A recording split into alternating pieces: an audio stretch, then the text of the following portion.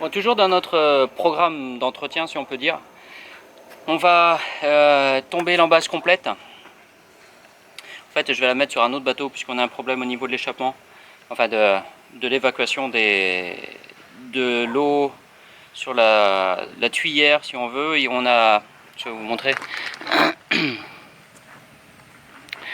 on a en fait ici et ici, on a des ailettes qui sont faits pour diriger le flux. Et j'ai un problème sur un bateau où on a perdu ces ailettes. Alors plutôt que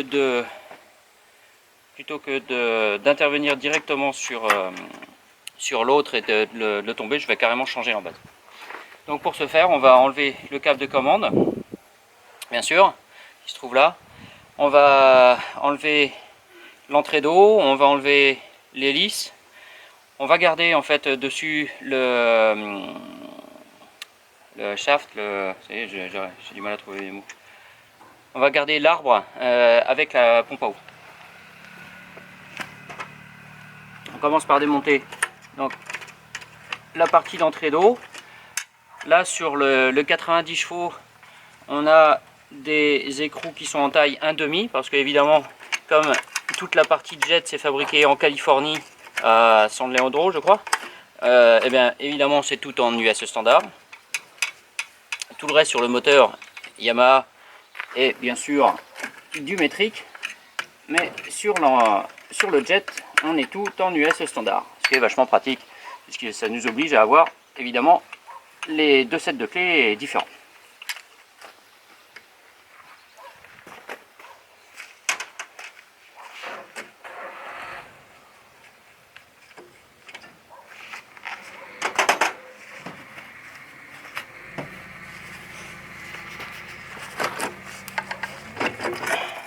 L'entrée d'eau qu'on enlève, le siège de l'hélice, de l'impeller, la turbine.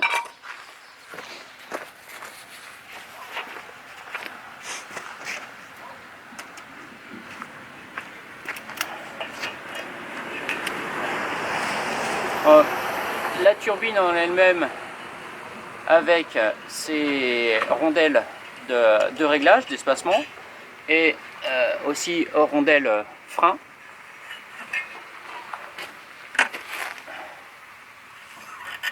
Voilà, on a des rondelles d'espacement sur le dessus pour faire le réglage et des rondelles d'espacement qu'on a dessous en fait en stockage pour quand on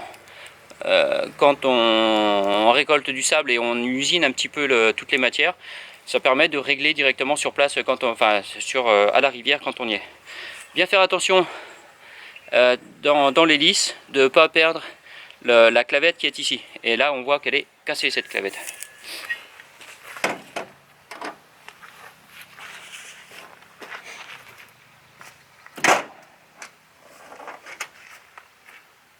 On va enlever le câble de commande, tournevis plat, clé de 3/8.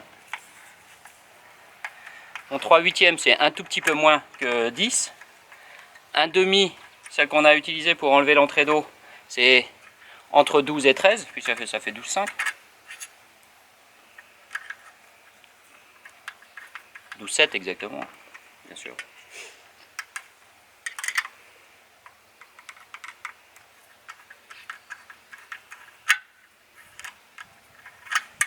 Donc on désaccouple sans perdre les morceaux. C'est pratique.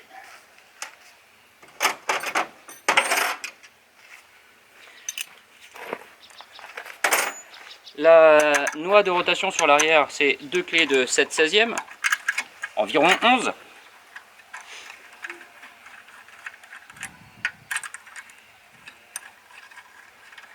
Voilà, notre câble de commande est désaccouplé.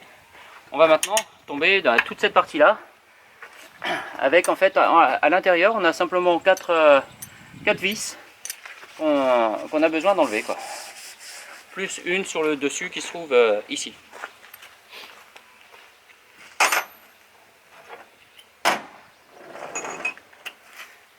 Là par contre on prend du 9/16.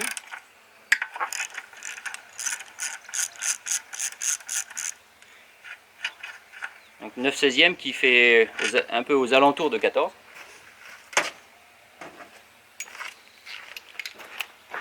On va avoir besoin de rallonge pour aller chercher les vis qui sont au fond.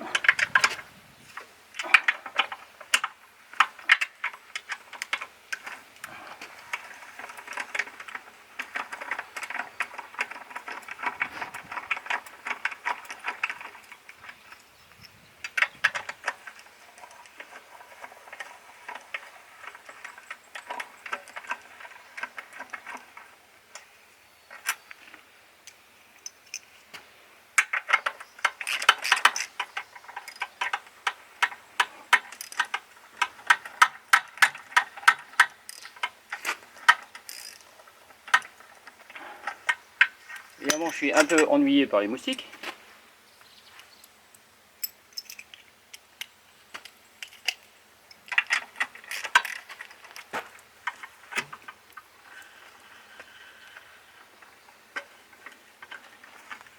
Alors, il faut la retenir en place, hein, bien sûr.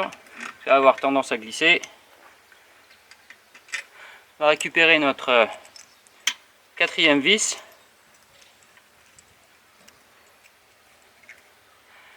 Et vous voyez que en fait on a 3 tailles différentes de vis, donc il ne faut pas les mélanger.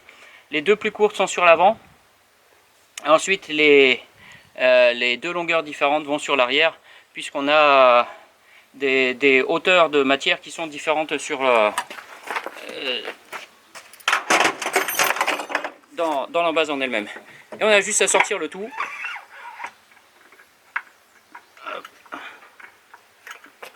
Voilà.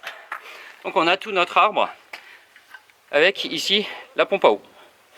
On n'a plus qu'à remplacer ça sur l'autre et ça me permettra d'avoir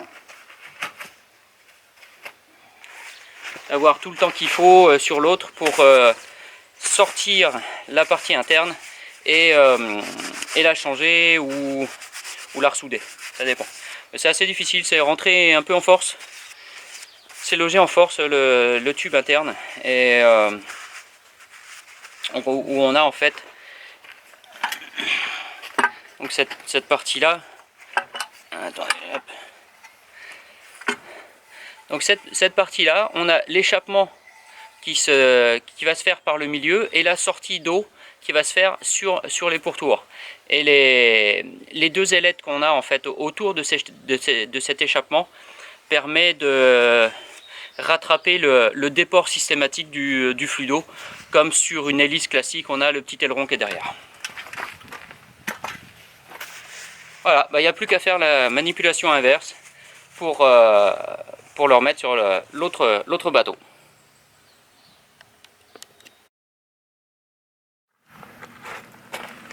Bon, je vais maintenant remonter donc toute la partie de jet sur le 2e bateau.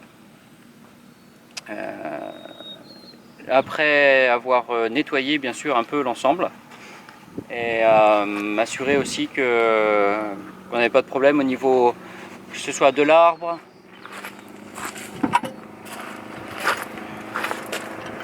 de la pompe à eau. La pompe à eau, c'est exactement la même chose que sur une embase classique, sauf qu'on a la partie haute là, de la pompe, c'est la même. On a juste une entretoise dessous pour rattraper le jeu qu'on a au niveau de cette partie de jet. Sinon, c'est exactement la même opération, la même opération que pour une embase classique. Sur ces bateaux, on est obligé de changer les pompes à eau grosso modo 2 ou 3 fois pendant la saison. Parce qu'ils bouffent beaucoup de sable. On a graissé la partie haute de l'arbre. On va simplement venir le mettre en place.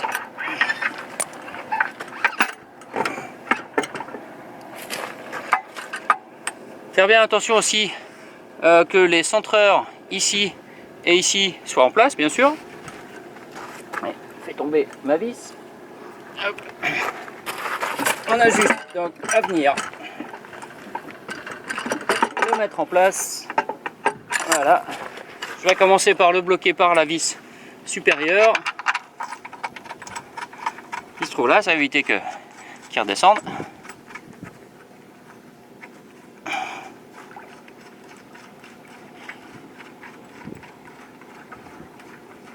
Voilà.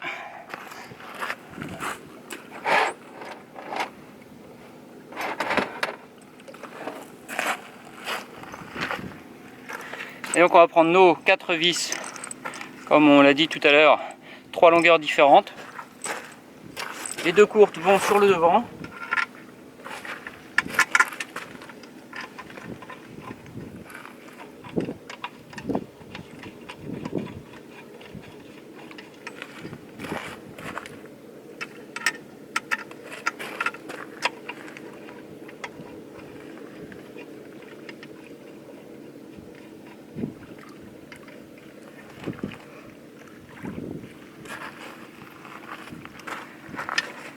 Et ensuite les 2 longues, enfin l'intermédiaire et la longue.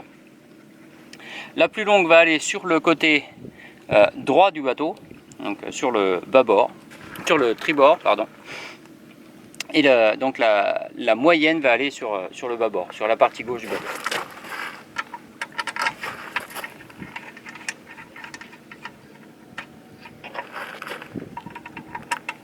C'est une opération qui est un peu plus facile à faire sur la terre ferme que dans l'eau. Bon, évidemment c'est possible, il suffit de mettre les waders et puis d'avoir les pieds dans l'eau pour faire ça, mais dès que vous échappez quelque chose, il faut aller le chercher au fond de l'eau et c'est beaucoup moins facile. Donc là c'est pour ça que j'ai sorti le bateau de l'eau. Ça a permis en plus de nettoyer la coque et de redresser encore la plaque. La plaque qu'on a ici dessous là, parce que là, elle avait pris un peu. Bon, serrage de l'ensemble.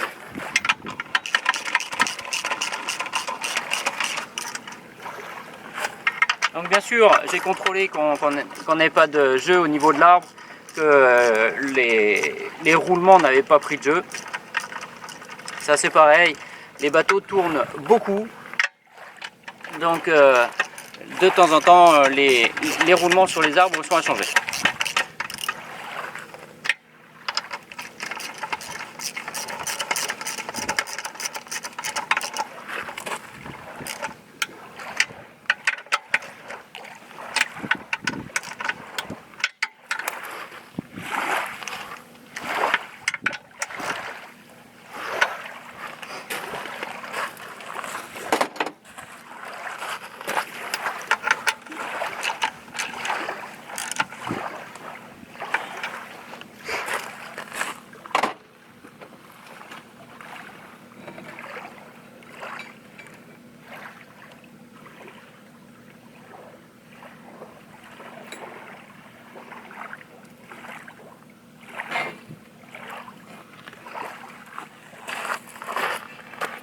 Maintenant, on a juste à remettre notre turbine en place, en faisant bien attention que la clavette qui se trouve ici soit bien en place, ne soit pas cassée, et que notre partie intercalaire en plastique, on la voit un peu, donc la bague blanche à l'intérieur, soit encore en bon état. Sinon ça crée du jeu, c'est un amortisseur de couple en fait. On va remettre notre empilement de rondelles tel qu'il était sur le dessus. Là on a un liner, un siège de turbine qui est un peu abîmé, donc on a sur la partie haute 4 rondelles. Et bon, le conducteur de ce bateau aime bien que ce soit, il veut avoir un peu plus de puissance, donc il essaye de descendre un peu plus l'hélice. L'année dernière, je suis allé chercher sur le bord parce qu'il l'avait tellement descendu que l'hélice était soudée dans le dans le siège. Mais bon, ça fait partie du jeu.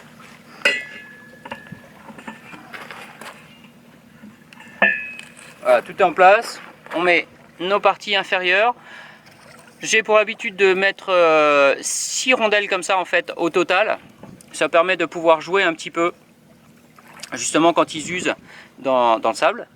Et on a, pas facile de tout tenir d'une seule main. En plus on a cette cuvette avec à l'intérieur de la cuvette un joint plastique. Donc qui joue aussi le rôle d'amortisseur. On remet tout ça dessous. On met notre rondelle frein. On met notre écrou.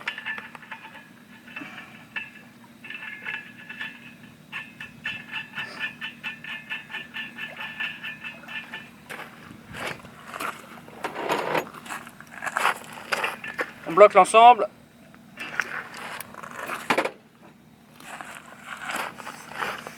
On va mettre en place notre siège de turbine. Bon, on voit des petites rayures là. Il est pas neuf, mais il n'est pas complètement mort non plus. On vient le mettre en place. Et on va contrôler que notre jeu est correct entre les pales de la turbine et justement ce liner. Donc là, c'est le cas. On vient en fait écraser les deux oreilles de notre rondelle frein.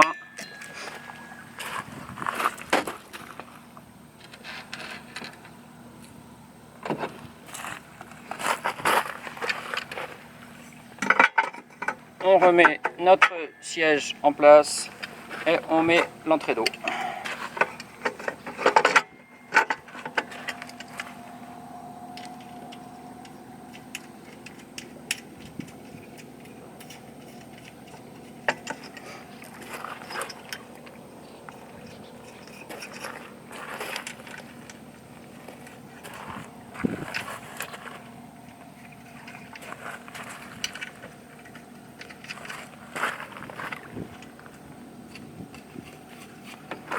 Il nous reste à mettre en place notre câble.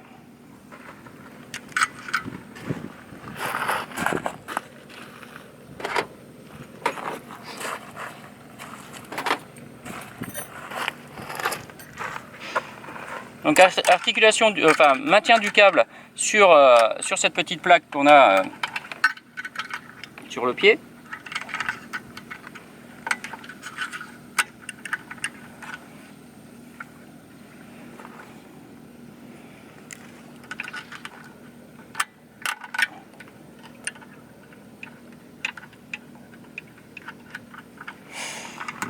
Mise en place du câble sur la plaque de manœuvre de la gate, je sais toujours pas comment le dire en français. Hop. Je suis un peu short là.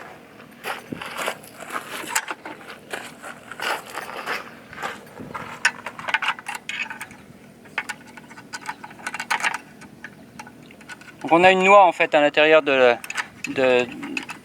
la partie terminale du câble pour pouvoir avoir un pivot. On va venir bloquer ici en premier.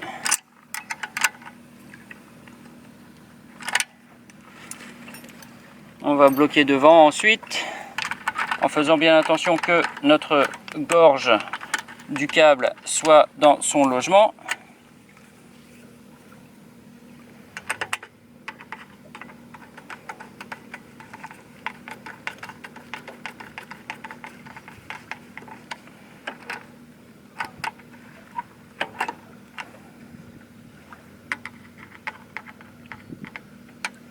Ça permet d'éviter que le câble bouge dans le support, tout simplement.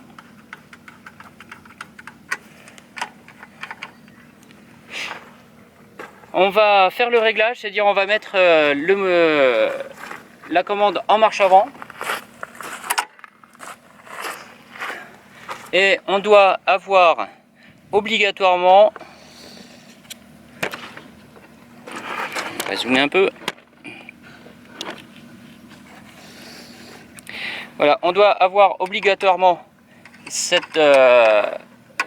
notre partie roulante ici qui vienne se bloquer dans le logement de la câble. Si on n'a pas ça, si on est légèrement trop sur le haut, donc si on n'est pas voilà, on voit ici que ça crée un dégagement.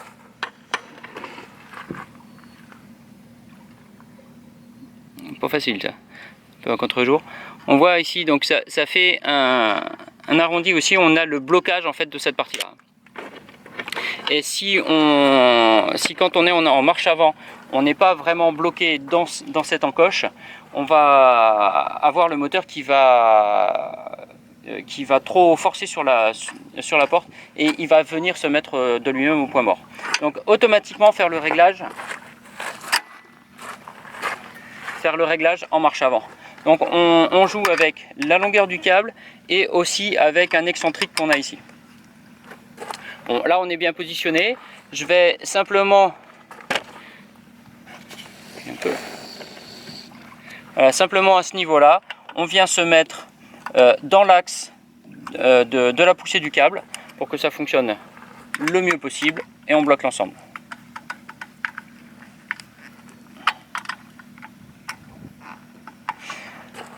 Il me reste plus qu'à bloquer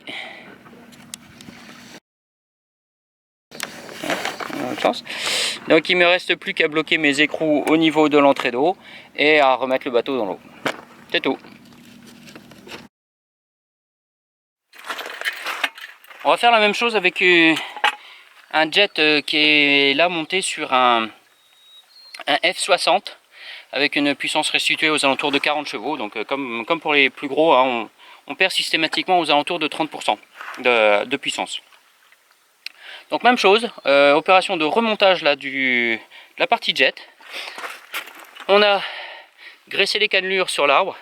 Et ce que j'avais oublié de dire sur l'autre, c'est qu'on a aussi graissé légèrement la partie d'entrée du tube d'eau.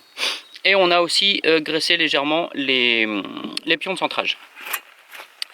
On voit une petite chose dont j'avais oublié de vous parler aussi. Pour le montage avec une embase de jet, sur la partie basse du moteur, on a en plus cette entretoise là, donc qui fait tout le tour et qui vient faire la liaison entre la partie du pied du moteur et la partie du jet. Ça nous permet d'avoir d'un côté la fixation originale sur la partie du pied du moteur en métrique et ensuite la fixation de l'embase qui elle est en US standard, donc pas métrique, qui va venir se prendre dans cet espaceur. Petite différence aussi qu'on voit là sur le moteur plus petit, donc sur le 60 chevaux, c'est qu'au niveau de la pompe à eau, on n'a pas l'entretoise qu'on avait sur le 90. Sinon, grosso modo c'est la même chose. Ce qui va différencier, c'est les tailles de vis qu'on va utiliser. Là, pour celui-là, pour les 60 chevaux, on a la vis arrière qui est exactement en place de la vis d'origine. Donc par contre, elle est changée, hein, évidemment. Et au lieu des 90, elle était sur l'extérieur ici, alors que là, elle est à l'intérieur. Donc j'ai déjà commencé par la positionner et positionner ma douille ici. Ça va me permettre plus facilement de retenir l'arrière du jet et de pouvoir mettre en place les vis intermédiaires sans trop de problèmes. Allez. Petite différence aussi, c'est que sur donc les 60 chevaux, on a sur la partie avant ici, on a le changement de marche normal. Donc on a sur la partie jet un guide qu'on voit là, qu'il faut aligner bien sûr avec la partie du tube. Et c'est la seule partie qui est des fois un petit peu embêtante.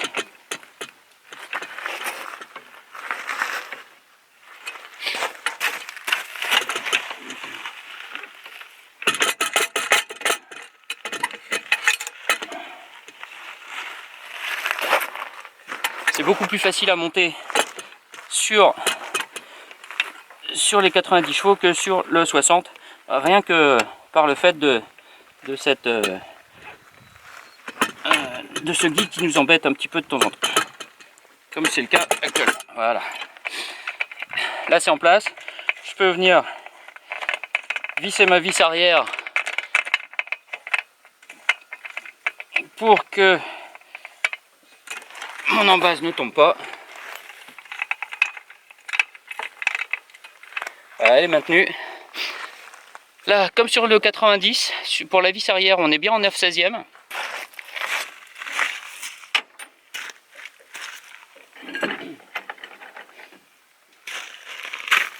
Par contre, pour les vis internes, on est là en 1,5 et on a simplement 2 tailles de vis différentes au lieu des 3 tailles de vis différentes sur le 90 chevaux.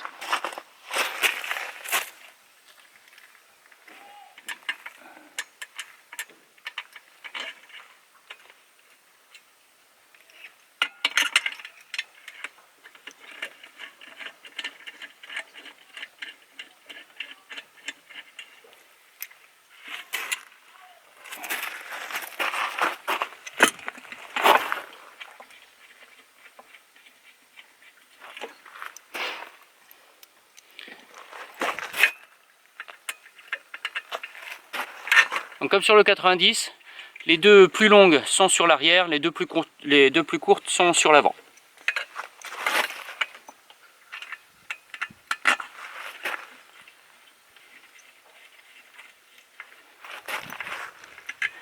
Les 90 chevaux et 60 chevaux ont des architectures quand même assez proches. Il y a pas mal de composants qui sont identiques.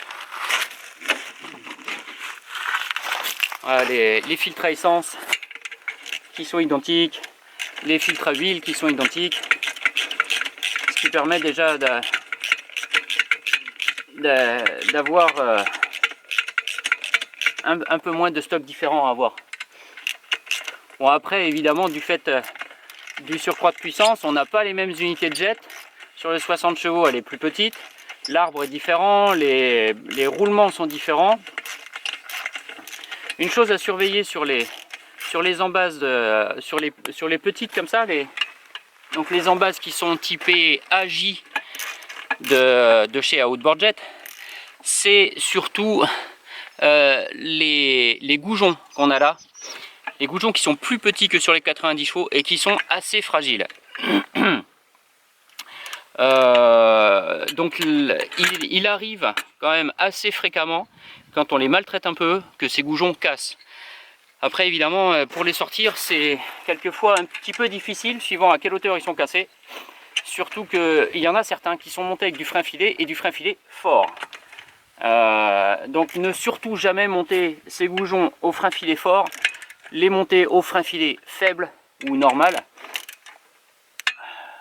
Avec le normal, jusqu'à présent, j'ai jamais eu de soucis. Ça permet de les garder en place et on n'a pas de problème de casse.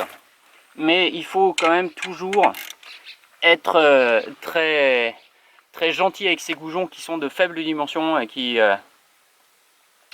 cassent assez facilement. Voilà, donc là ma partie jet est en place.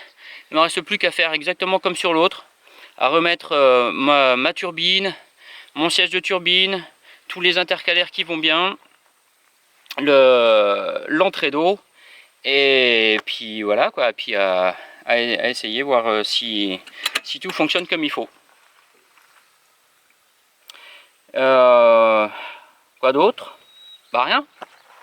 Si c'est les mêmes parties de jet sur donc là c'est un 60 chevaux avec une puissance rapportée à 40, et c'est les mêmes parties de jet sur les 40 chevaux qui donc avec un jet nous ramène à un peu moins de 30 chevaux à la sortie. La seule différence c'est l'arbre. L'arbre est pas le même, ainsi qu'évidemment les supports de roulement. C'est tout.